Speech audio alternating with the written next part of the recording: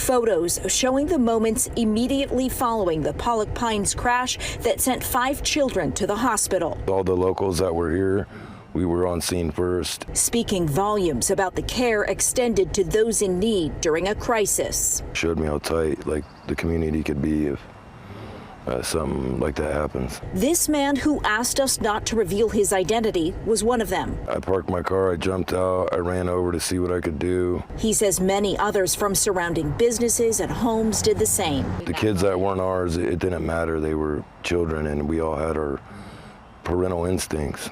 We all just jumped into action to help these kids out. Letting those instincts be their guide. Being that I'm a father of 4 myself, I try to comfort them as much as I could. Comforting the children with their actions and their words. You're gonna be okay.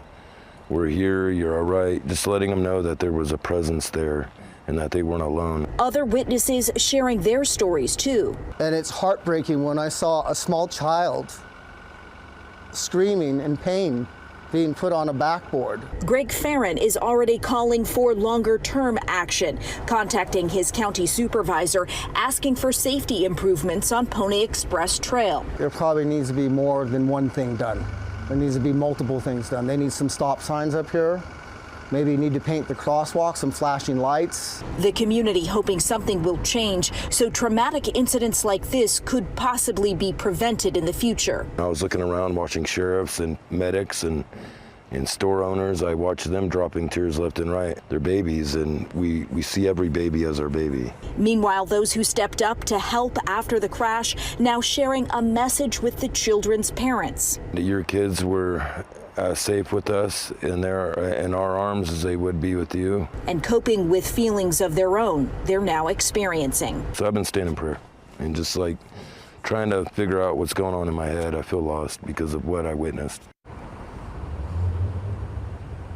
And we still don't know the extent of the children's injuries who were involved. Authorities have not revealed that information to us, but we do know, according to the man who was one of those community members who stepped up to help, that most of those children were moving and talking. They were all crying. Certainly, this is a crash that has had a tremendous impact on the community of Pollock Pines.